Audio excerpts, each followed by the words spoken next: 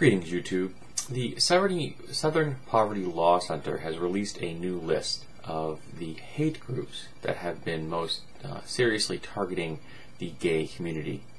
And one of them is the Family Resource Council, one of the endless listing of organizations here in the United States using the term family in their name to convince people that they are actually discussing family values when in fact they are endorsing hate crimes. And some people think that the Law Council has stepped over the line by saying that this particular family, quote-unquote, family group is, in their eyes, equivalent to the Ku Klux Klan. Now, for anyone who's outside the United States, the KKK, the Ku Klux Klan, was originally a Southern organization built on the foundation of white supremacy. And in fact, interestingly, they originally were also anti-Catholic. They have since backpedaled on that particular belief, but they are still staunchly conservative Protestant Christian. And they don't have as much influence in the South as they used to, and they're now, in many ways, a Rust Belt organization, you know, the auto industry areas of America. And, you know, they've been around for a long time. This is an organization that exists prior to the Civil War and saw a massive increase in post-Civil War America. And I think they hit their actual peak of membership in the 1920s, but I could be wrong on that one.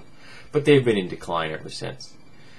And I have to say that I think that comparing them directly, saying that this Family Research Council is equivalent to the KKK is a bit disingenuous, because the KKK is a hands-on organization. They are abdicators of hate speech and hate crimes, and they are an active terrorist group, actually committing acts of terrorism.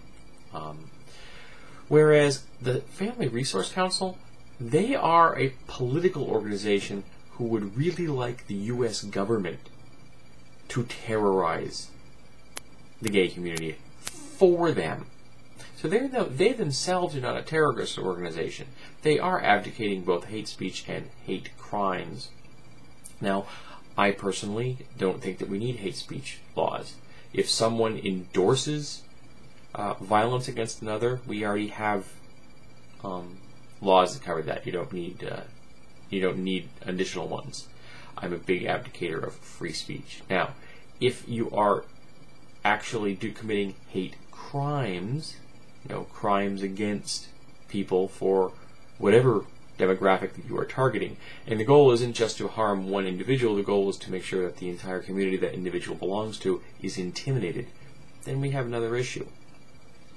But trying to get the U.S. government, or even a state government, to discriminate against a group of Americans is immoral and unethical, and we need to call these organizations out. They are abdicating hate crimes. They are abdicating bigoted and prejudicial views of any particular minority that they don't like. In this particular case, it's the gay community. Now, one of the things that I find really annoying is that a lot of time the mainstream media will let organizations like this get airtime to quote-unquote look at the other side. But you see, there isn't any other side. You either abdicate equality for all Americans, or you don't. It's that simple. You are either putting forth a discriminatory worldview, or you're putting forth a worldview of equality. If I were to step up to a mainstream media outlet and say, "Excuse me, I would like to get on air so that I can discuss my theories on the inferiority of Plaid people. I think that Americans need to know the insidious danger that Plaid people pose to our sacred country." Now, I'm using the word Plaid because using a particular demographic would make me look like a racist now, wouldn't it? If I said, fill in the blank, pick your racial minority of choice, I'm going to sound like a racist. And there would be a reason for that.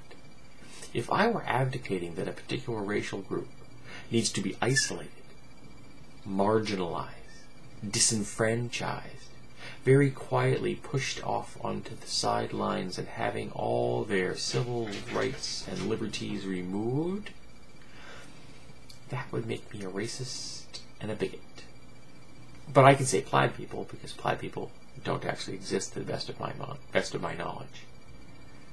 But that's what these quote-unquote conservative family resource council people are doing. They're advocating that a segment of the American population, in this particular case the gay segment, the LGBT community, needs to be marginalized, needs to have their rights stripped away, needs to have their very existence made illegal.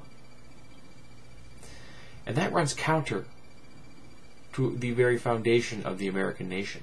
It runs counter to our concept of fairness, our concept of constitutional rights applying to everyone in an equitable manner.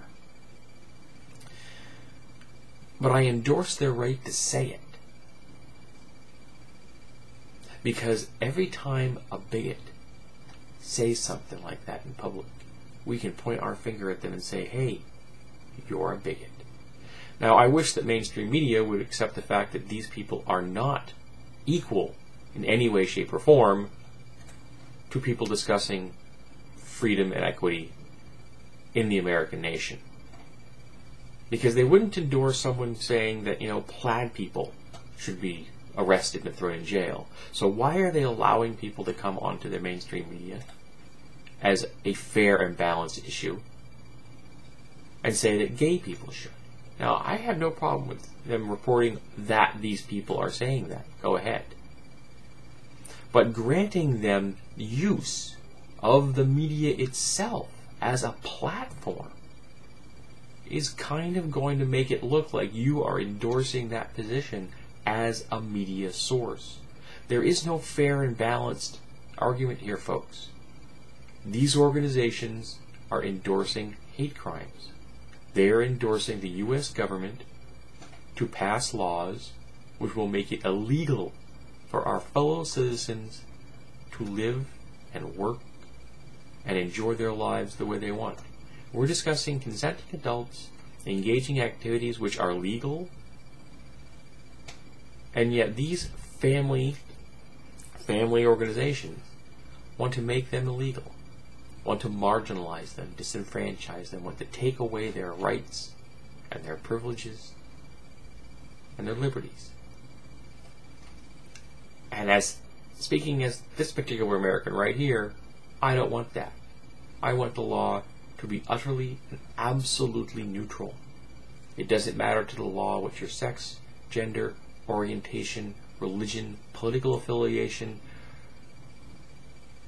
anything matters. It doesn't matter to the law.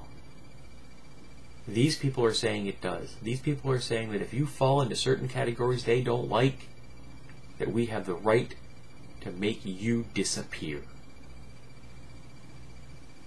And that's immoral and unethical. It's un-American. And we need to keep pointing that out again and again and again until everyone in America realizes that these organizations aren't needed. That we are better than this. That as Americans, we stand for ideals which will outlive these organizations abdicating hate. Because Americans aren't about hate. Americans are about freedom and liberty and equality. I'm hoping someday that America actually lives up to those ideals.